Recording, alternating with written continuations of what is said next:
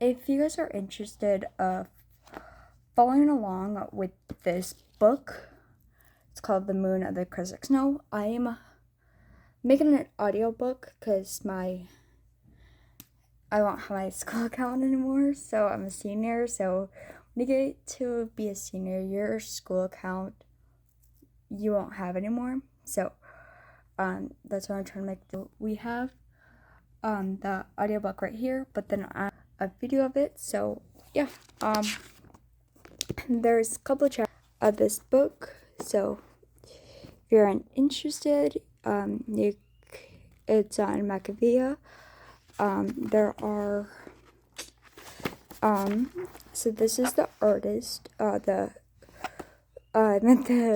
author. He wrote this book. There's another part of this book. So there are oh my gosh, I'm sorry. So we have a little bit of the spring, so that is a chapter by itself. There are 30 chapters in this book, with 218 pages. But we're not doing all 218. So I'm gonna, and yes, if you guys are, I'm gonna make it like a little ding sound. So that means if you guys have this book or if you guys are interested in this book, I'm gonna make a little ding.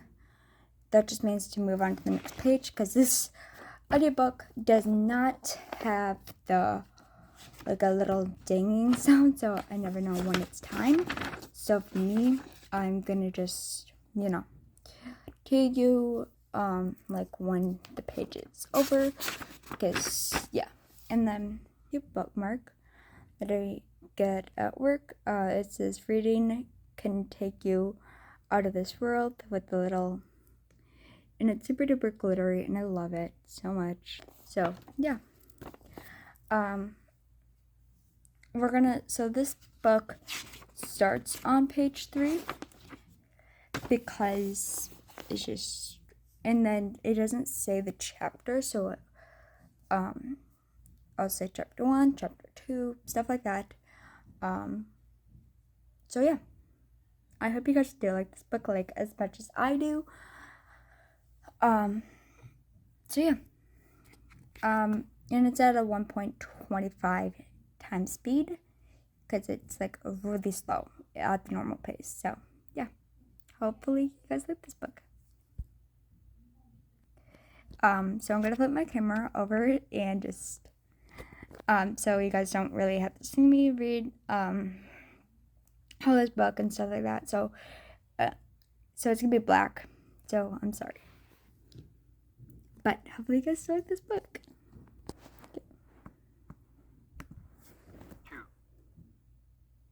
They awoke to the rapid hype 2. Part 1. Agwagan. Autumn. 1. A crack echoed through the boreal landscape, a momentary chaos in the still afternoon air.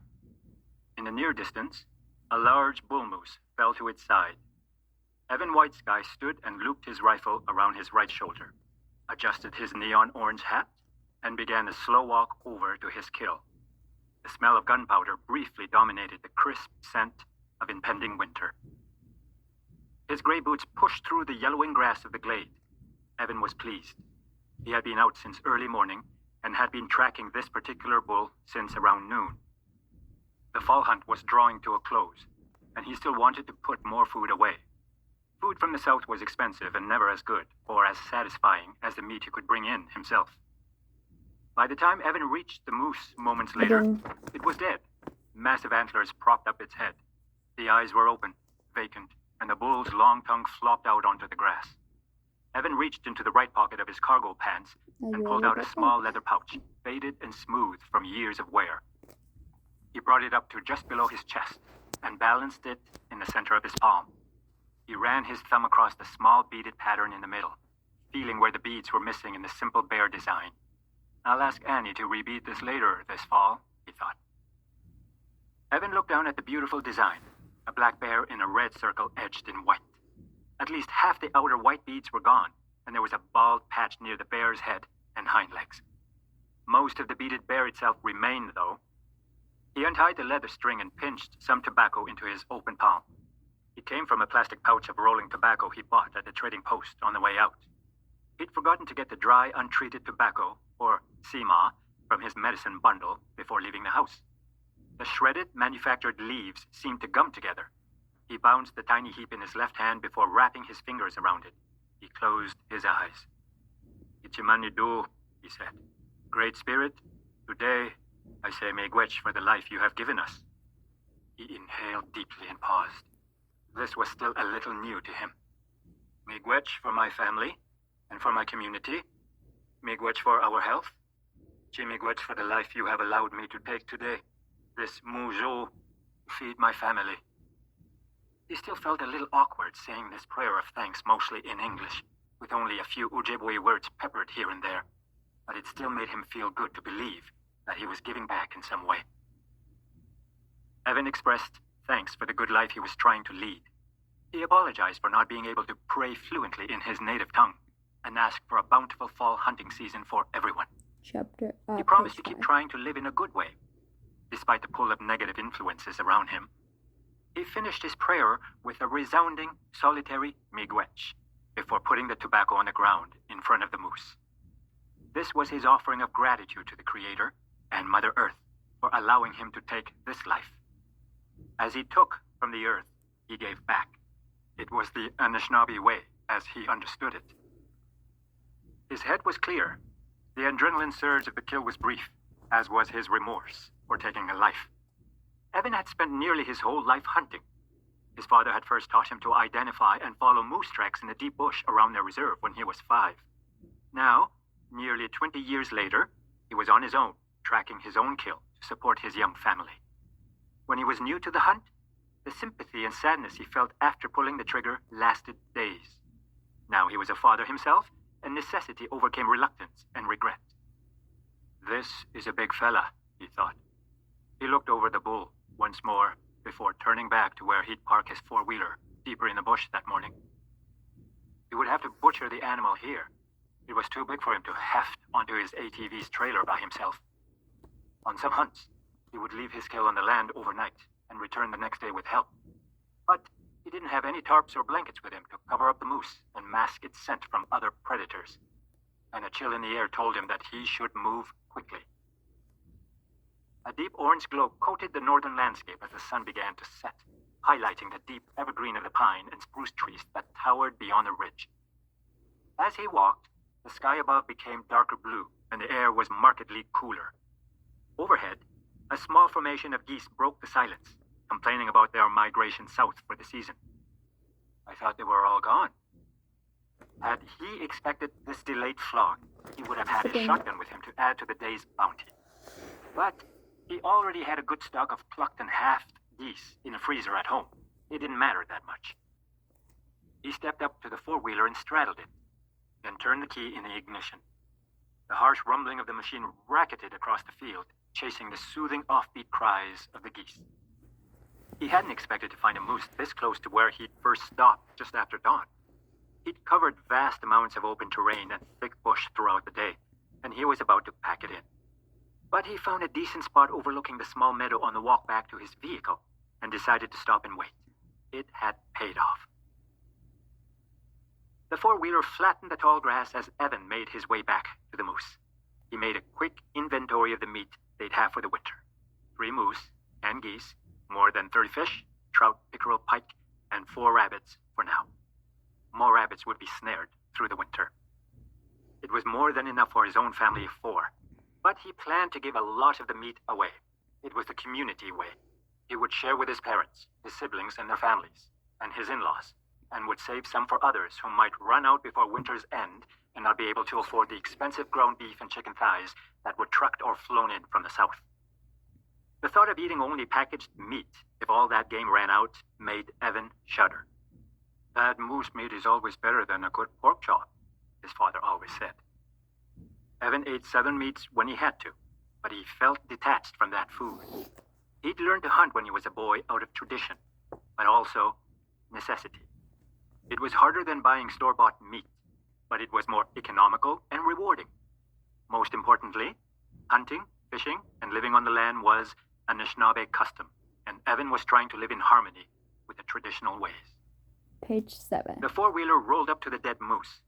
Evan turned it off and reached for the green canvas bag strapped to the rack on the back. He pulled out 4 large game bags for the smaller cuts of meat and the innards, then tossed the bags on the ground next to the animal and brought out his foldable razor knife. It would be dark soon, so he had to cut quickly. The bull's spoor was strong in his nose as he moved in to bring a hind leg to rest against his torso. He began to cut swiftly and methodically on the inside of the hip, and the skin opened easily, exposing the white tendons and purple muscle beneath.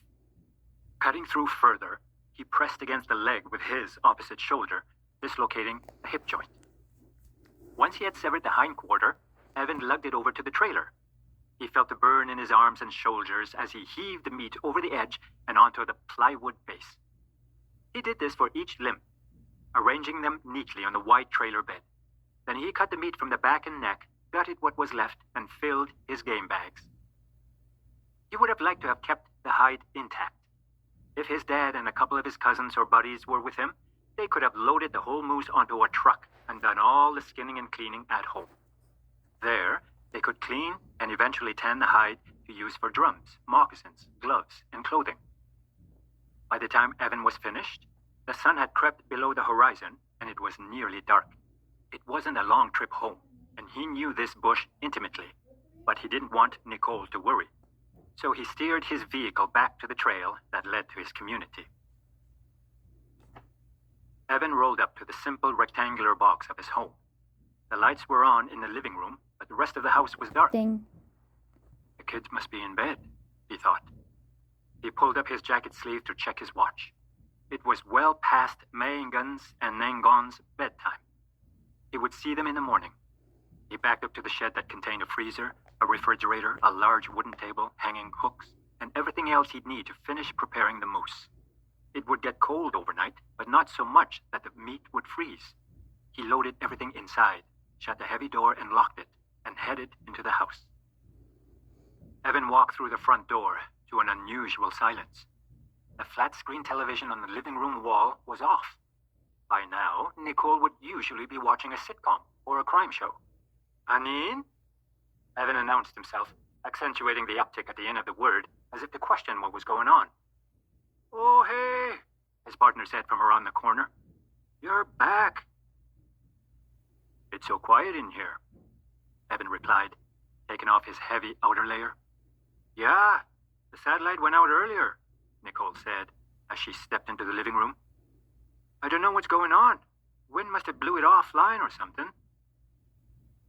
That's weird. I thought you'd be laid out on the couch this time of night as usual, he teased with a playful smirk. As if. So how is it out there? Got another moose. Right on! Yeah, it took all day. Didn't see nothing out there all morning. I was gonna give up, then I seen him on my way back to the four-wheeler.